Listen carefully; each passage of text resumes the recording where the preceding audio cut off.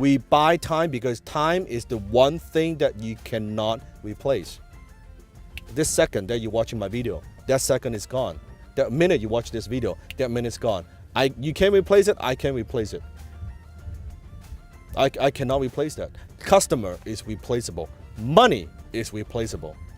Time is not. I cannot create, manufacture more time. Money, I can always make more money if I have the time. If I run out of time, I cannot do that. That's why time to rich people is our most valuable commodity. That's why I fucking hate it when people waste my time. It's worse than stealing from me. It's worse than stealing money from me. Because money, I can always make it back. The minute that I waste, I cannot get it back. And if I use the time wisely, I could use it to make a lot of money. So the reason we buy time, we buy talents, we buy people, we buy people that could help us, we buy people that could save us time, right? So that's why that 2 hours you spend, cleaning your home or doing all this stuff, mowing your lawn. A quick story. One time I was visiting a pretty successful CEO. The company's probably doing $30 million a year. And I visited his office. And I went to his office. And I couldn't believe it. The minute I got there, he was mowing the lawns in front of his office. I'm like, what the fuck was that? Right there, it tells me, my God, this CEO does not value his time. The 2 hours he spent mowing the lawns, like he could not have found better things to do. He could not have found better ways to invest his time. He couldn't find a better way to utilize his talents. He's mowing the fucking lawn, seriously, right? It makes no sense. When I talked with him, I was giving him a hard time, right? So rich people, we don't just think of return on investment. That's one of the words that you got to learn. ROI, we think in terms of return on investment, your assets, your liability, but we also think in terms of return on time invested. Return on ROTI, return on time invested. That I invest this time doing this thing, what's my return, right? So I know if I spend 2 hours watching a movie, that movie didn't just cost me $20, $30, $40. That movie cost me thousands of dollars, if not tens of thousands of dollars. Then I know that when I watch a movie, I have to ask myself, not that I don't watch movies, I love watching movies, right? But I know also realistically that is not a $40 thing, right? That cost me tens of thousands of dollars. So then I ask myself, okay, it's the escape, is that an experience, is that worth that kind of money? And I look at that and I say, okay, you know what, it is. See, the problem is with you guys watching videos on YouTube, you see all these people talking about entrepreneurship, about business. You want to get to this point overnight, or you want to get to this point without going through these steps. It doesn't fucking work. And this paralyzes you. Because from where you are to where you want to go, like you're making fucking no money, you want to buy a Rolls Royce. Give me a fucking break. Who the fuck are you, right? You need to go from here. Let's get a fucking job. Let's just go from here to here. Get a fucking job. Making $1,000, $2,000 a month. From there, side hustle, right? High income skill. Go to 2,000, 3,000, 4,000, 5,000, 10,000. Get to that 100K a year, 200K a year. Now you are at a different place. From there, you start your business, right? You grow, you market, you sell. Then from there, you scale with your team. You get closer and closer, and then you do investing. Now you invest, you have your money work for you. Don't ask questions at this level when you're at this level. Ask questions at this level and go through this first.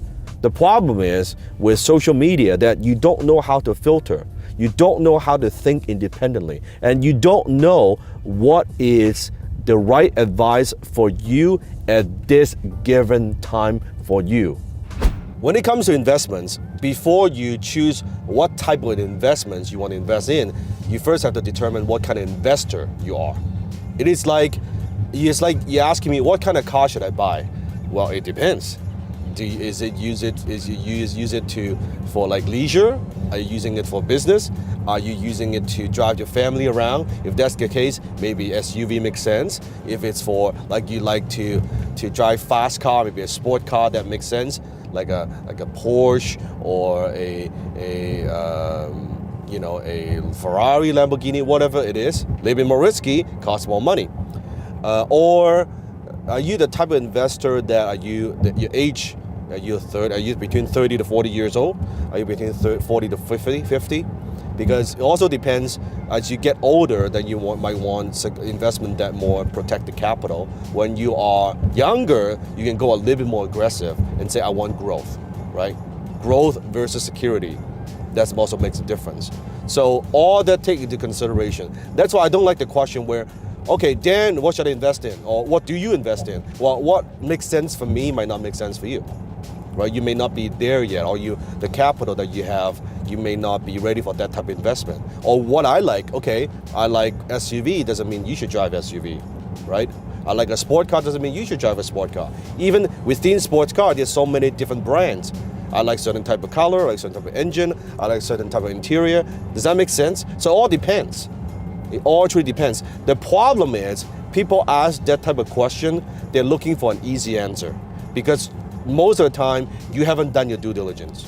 You haven't done your research. You don't know what you should do. You don't know what you're interested in. So anything that sounds good, someone on Facebook talking about cryptocurrency, oh, that sounds good, I should do that. Your friend gave you a hot tip on a stock, let's jump into that, right? It's like you don't have clarity as an investor. So first, you got to know what type of investor you are. Are you more for growth? Are you more for capital gain? Are you more for security? You want dividends? All that makes a difference. But if after 5 years in your career, I believe, in terms of money, if you're not making at least six-figure income after 5 years of hard work, something is missing. If after 10 years of your career, it's an entrepreneur, you're not making seven-figure income, you got to revisit. You got to look at what you're doing right now. Something is wrong. That's kind of the way I measure it. So, because if you're not making the kind of money you want after 10 years, you really think by putting in more hours, which you cannot possibly put in more hours, you put in as many hours as you could, you're working on the weekends, that is not the answer. Well, you're working 12 hours a day, we're going to work 13, 14? That 2 hours when you're exhausted, that 2 hours effort, you think that's going to make you the difference? That's going to give you the breakthrough? It's not. That is not the answer. So that's why I'm much more subscribed to the principle of the 80-20 principle. Now, if you've never read that book by Richard Koch, I recommend you to read it. It's a phenomenal book. It's one of the books that I highly, highly recommend. What it means is anything that you do in life, 20% of your activities give you 80% of the results, right? 20% of the customers give you 80% of revenue, right? 20% of customers give you 80% of headaches. You look at everything we do in life, only 20% of what you do gives you 80% of results. So, if you're looking at what you do, you're hustling, you're doing all these things, which is good, but then you got to think about, if it's not working, you got to know how to think. It's not just hustle. You got to think, what is this that I'm doing? What is not working? What could I have done better? So a lot of the influencers, a lot of the gurus, they all talk about hustle, hustle. You gotta work 10 times harder, man. You gotta work your face off. Their approach, I'm not saying it's wrong, I'm just saying that's the approach. I'm just saying that's what they do. It's the shotgun approach, right? It's boom, all this effort, and you just do as much shotgun, boom, boom, boom, boom, boom, and hopefully something will hit. And you know what? You do enough of that, something will hit, and it's okay. But my approach is the sniper approach. I wait, and I wait, and I look, and I look, and it's one shot and it's one kill. That's it. Minimum effort, maximum result. I don't do the shotgun approach. I do the sniper approach.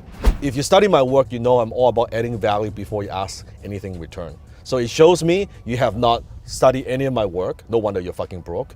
Second is you don't approach a successful people asking for something. You approach a successful person adding value, giving them something first before you ask anything in return.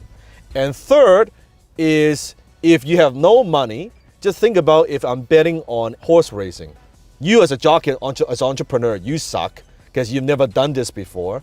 The horse, your business, your idea probably sucks too. If I was to bet on a horse, why would I bet on you? When I am getting approached by award-winning jockey with a track record, with a kick-ass horse, and I turn down 99% of those opportunities, then why? I don't even fucking know you. Why would I give you money? I don't know who came up with that concept about like the secret to success is do what you love and the money will follow. It is one of the most ridiculous, one of the dumbest things I've ever heard. Because let me ask you a question. Are you doing what you love? And you wonder where the fuck is the money? Or do you know people, they are doing what they love and yet they're struggling financially? I rest my case. That dog doesn't hunt. Do what you love and the money will follow. It's like saying, you know what, eat whatever the hell you want and you'll lose weight. Or sleep with every single person that you meet and you have a great marriage. It's as stupid as that sounds. It's not about that. It's not like you love it and then you'll do well. It has nothing to do with that. When it comes to business success, which is what I know, when it comes to business, it's not about do what you love and money will follow. Now, it helps if you actually enjoy what you do because you do more of it, you get better. It's not do what you love. It's you do what it takes. You do what it takes to be successful. I'll give you a simple metaphor. Let's say if you want to lose weight, you go to the gym and you get up in the morning, you do cardio, you go running for a few miles, and you watch out for your diet. You don't like any of that shit. You do not love it. You do not love going to the gym, pumping those weights, not eating the food that you want. You don't love any aspect of that. Okay, you want to eat that fucking burger, right? You want to eat that steak, but like, you want to drink that beer, but fuck man, no, I have to. You don't love any of it, but if you do what it takes and you are going to the gym, you got up every morning and you showing up every fucking day, consistently over a long period of time, you do what it takes, guess what? You get results. No different in business. It's doing what it takes. It helps if you love what you do, not do what you love. You love what you do. Getting rich is not an act. It is a habit. So it is staying poor. It's also not an act. It's not something that just happens to you. It is a habit. So let me teach you the 3 best habits of rich people. The very first habit of rich people, and that is they count their money. Poor people don't count their money. They get a paycheck, they deposit the paycheck, they spend the money, they have no idea what the expenses are, they have no idea how the money flows. You notice, poor people, they job, they have a job and wait till maybe once a year when they file the tax return, the taxes that are owing is how much you have to pay. They look at the numbers, they don't even look at the fucking numbers. They just, okay, all right, that's how much I need to pay, file tax return, and that's it. And look at it maybe once a year. Rich people, we don't do that. We look at our numbers regularly. We are financially literate. I'm not a numbers person, don't get me wrong, okay? I'm a concept guy, okay? I'm a big picture thinker. I'm a visionary. But I am very, very careful and I'm very aware with how my money is flowing. I look at my numbers. I log into my account every single day. I want to look at my cash flow. I want to look at how much cash reserve I have. I sit down with my accountant every single week, look at my financials every single week, looking at my financials across all my companies. How are they doing? Because what gets measured gets improved. So habit number 1, rich people, we count our money regularly. How often you count your money? How often you look at your bank account? Not bitching about it, but how often you look at your every single line of expense, all your revenue, where that comes from. Is it improving? What do you need to work on? What are those key performance indicators? Are you looking at those numbers? Today I want to share with you just some of the distinctions, some of the powerful distinctions that how incredibly successful people think, so you can start today making some new decisions. That's the purpose. Now I could probably spend a couple hours just talking about all the little distinctions, but today I want to give you 3 major ones. Here's the very, very first one. Long time ago, I've had the fortune to have lunch with one of the most successful, one of the wealthiest businessmen in Vancouver. And at the time, I think he was worth about $500 million, about $500 million. I've had the privilege to have lunch with him and just kind of pick his brain a little bit and want to learn more about how he does. And at the time, he was, I think, 52 years old. And as we were talking, and I was asking him about like what lessons he's learned in his career, and you know what is his view about the economy and about his business, his vision. And you got to understand, this person, this businessman is worth $500 million at 52 years old. He's done a lot of different things. And he was so excited. All he could talk about is his vision, what he's going to build, the legacy. And he's like, it's incredible. Although he's 52 years old, he's as excited as a little kid. And he was sharing with me, I will never forget, he was sharing with me his vision for the next 50 years. 50 years. He was talking about after he's gone, how he his succession, and how he wants to make sure the company keeps running, how it's going to donate to charities, like the legacy and its foundations he's going to support, and all these things. And he's just so excited. And I was like, wow, a highly successful guy talking about his vision. He's 52 years old. He's talking about like 100, like when he lives until 100 years old, or if he passed away, what's going to happen. And I'll never forget that. And that's the very first thing that I noticed. Successful people, they think long term. The more successful they are, the longer term that they think.